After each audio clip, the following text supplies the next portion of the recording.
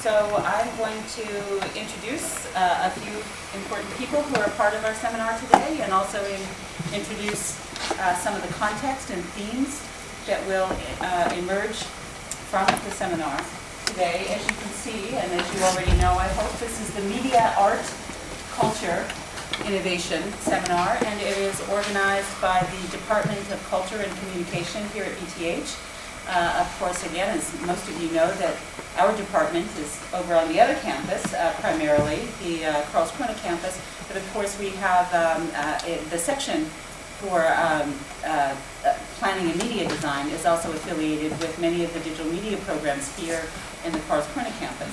So it's very exciting for us to have an opportunity to actually sort of cross borders and come here and speak on this campus as well, because the seminar is, I think, very connected both to practical and pragmatic themes about technology, but also to thinking theoretically and really exploring different kinds of collaborations between technicians, artists, cultural workers, to think about space, sound, design, and also to think more deeply about sort of probing philosophical questions such as, what does it mean to be human in a technological age, and what are the boundaries of the human and the technical interfaces.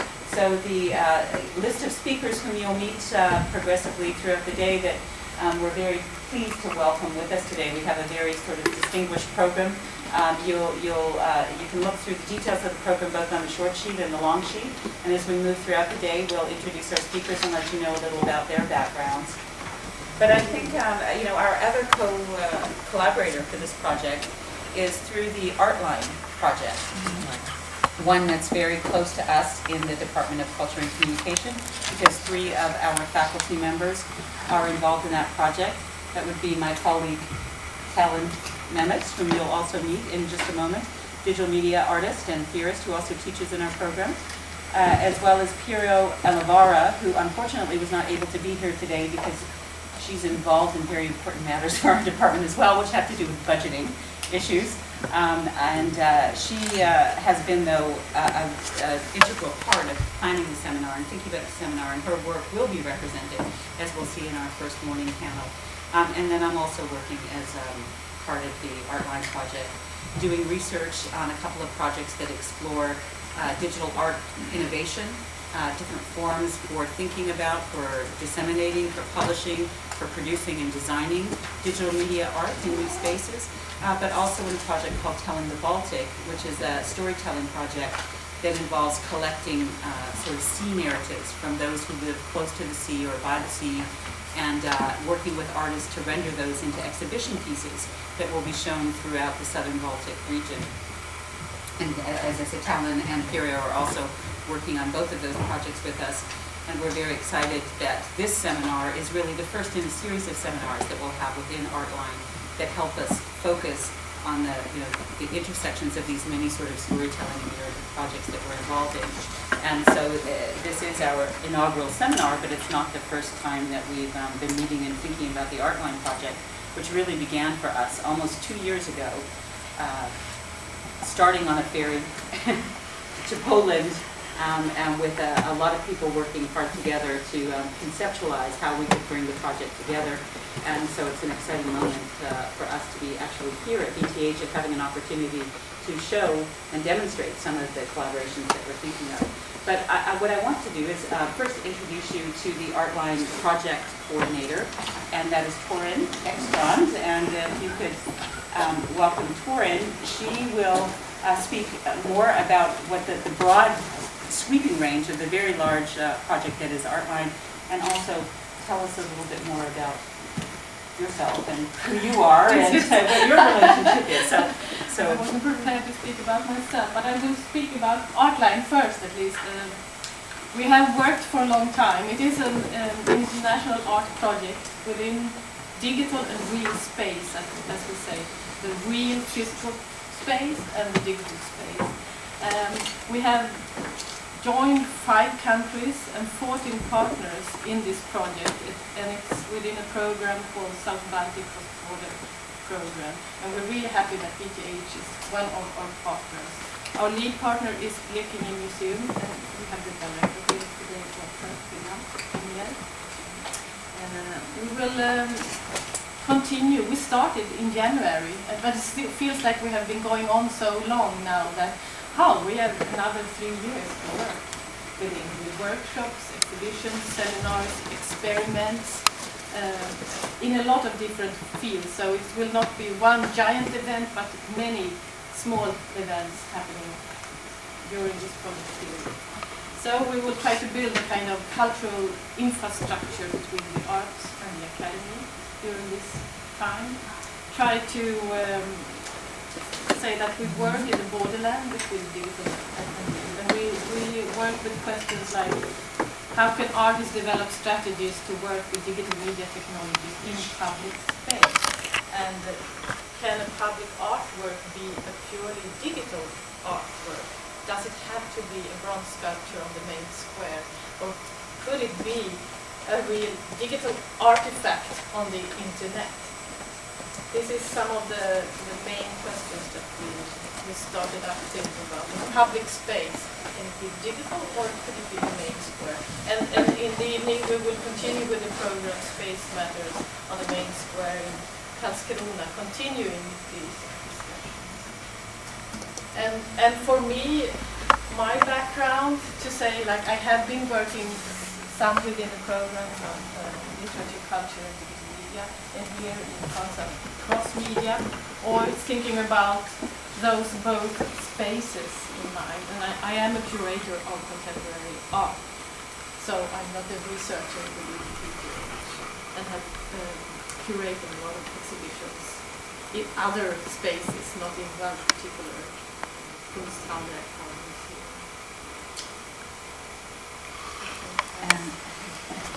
And touring is a miracle worker in terms of herding large groups of people as well and keeping us sort of on track and helping us think about the threads and the connections between the many different areas in which we're working. So we're very appreciative to have you here today to be part of this and perhaps can also help us as we think through at the end of the day the further connections that we have together. So thank you very much for enabling this project. Thank you.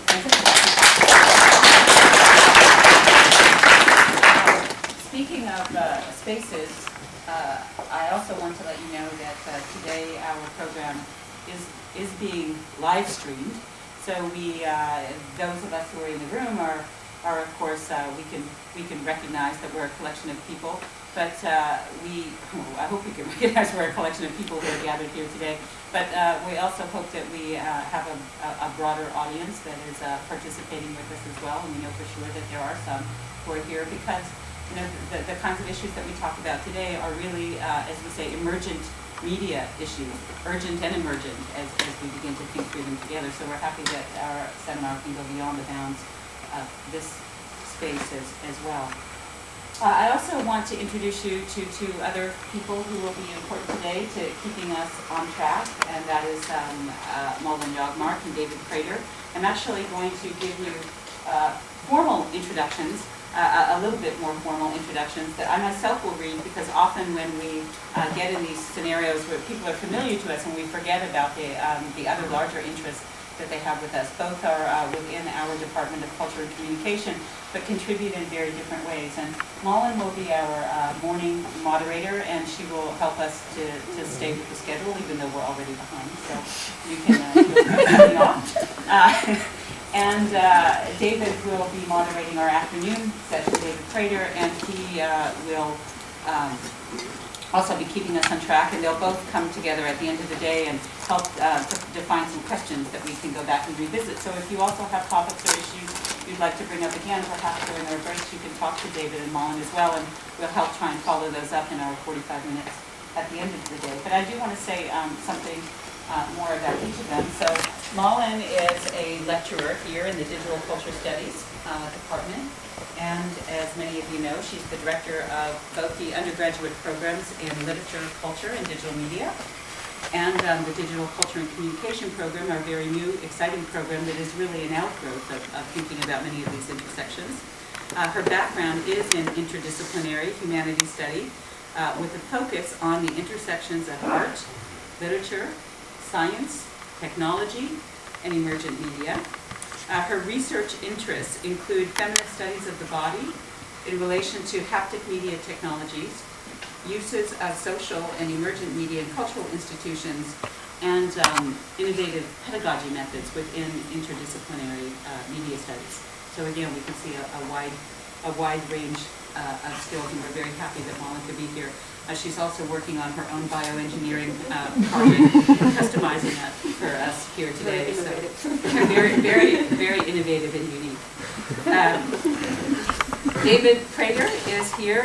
He holds a BA from the University of Sydney, an MA from the University of Melbourne, and a PhD from Swinburne University of Technology. He is a poet, and his first poetry collection, We Will Disappear, was published by Paper Tiger Media in 2007, and Vagabond Press published his chapbook Morganland in the same year. And his poetry has appeared in a wide range of Australian and international journals, and he's performed his work at a number of different international festivals, including Japan, Bulgaria, Canada, the United States, and the Netherlands. He has undertaken 2 writers' residency in Seoul, Korea, and has worked extensively as a teacher, editor, and researcher. And since 2001, he has been the publisher of the Cordite Poetry Review, which is an online journal of Australian poetry and poetics. He's been on the sort of the cutting edge of thinking about those kinds of digital publications. And he is here as a postdoctoral researcher in the Elmstead Project, which is electronic literature as a model of creative practice and innovation. Another of our funded projects here. So we've been very fortunate to have David with us since the beginning of the year, and we hope beyond that as well. So thank you, David and Malin, and we'll be back with you shortly. Okay. And I'm not going to formally introduce my colleague Talan, because he'll get a formal introduction later, but I'm informally going to, as I've already done, recognize Talan, and he's already told me that he's driving, so I'm, as we normally do, battle for control as we work in collaboration here. But we thought, we've recently just returned from another very interdisciplinary event. We arrived back yesterday from Gdansk, Poland, and sort of the birthplace of Artline in many ways. And we're really thinking a lot about this seminar in relation to some of the issues we were discussing there too. So we began to formulate a way to think about how we could thread some of the themes together. And then thought that perhaps we could just place a couple of ideas in your minds today that we hope will emerge and, with others as well, and talk about those briefly. So, yeah, and really closing them as questions, and very general questions. So really thinking about, first of all, the body. do I want to say something about the body? Well, thinking, as I said earlier, that the issues that we talk about are, what are the boundaries of the body? What do we mean by a body in a hyper-mediated and ubiquitous digital media ecology, as we call it, where media is so much around us? To what extent are we defined? What defines us as human in relationship to technologies, and how can we find those moments of embodied and body work, so that we may be able to reproduce ourselves as wireframes and wrapped skin around us. In many ways, we're certainly more and less than those representations that we can make in media. Yeah, does a wireframe and a texture method constitute a body? I mean, I think when we look at our body, when we look at the bodies through digital media as they may be represented in modeling, it's rather frightening to think of those representations and how we can think of, you know, the attempt to become more and more real. Does that bring us into monstrous representations, or does that bring us back to an understanding of something else? So it's a complex question.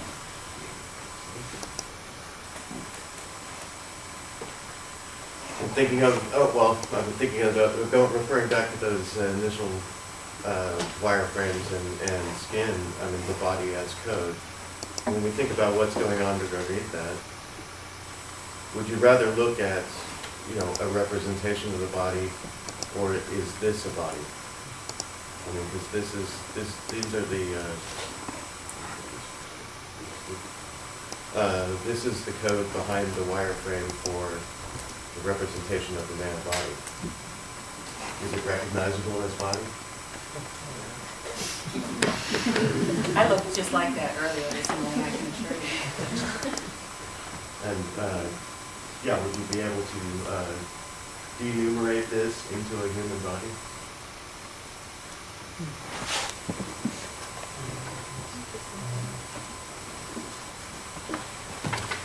We can also, again, issues that will come up, the body is text. The conversation between real, quote-unquote, real space, physical space, material space, and digital space. When we think about things like Twitter feeds that often are very pragmatic in their representations of who people are and what they are doing, and yet at the same time the place of that on your phone and on the web screen or in the body of the text as it exists also help us kind of complicate and confuse the issues of what constitutes a text as we move from print text into digital media text and as we have moved prior to that from other forms of text. So we don't take those questions for granted in any way. In space, what is space? I mean, the talk that I gave in Poland a couple days ago was about improbable architecture. And although this sculpture, Alien Beach, may not be probable in the real world, it is completely doable in a virtual world.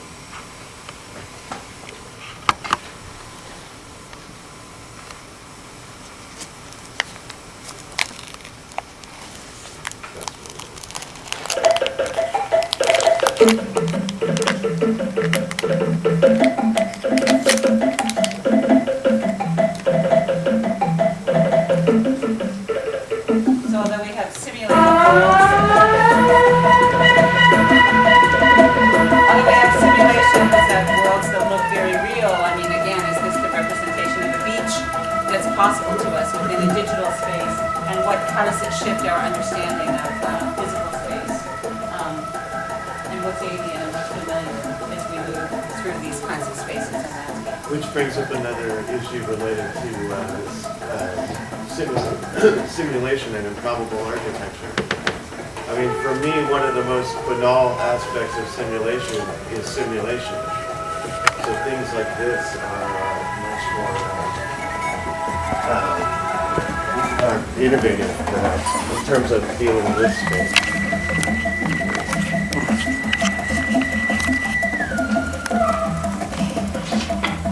We have, of course, other spaces that may seem more mundane to us and that are more familiar. The spaces that, the new spaces that have emerged when we think about practices, digital practices such as vlogging. What is the space of a vlog? And if we go from these kinds of spaces into the vlogging world, what is it that we are trying to represent? And hey guys, sorry, I almost forgot about doing my vlog. It's Friday and it's Sierra. Hello. I really have nothing to talk about today, but tomorrow I might do guitar lessons. Maybe. It all depends. I don't know.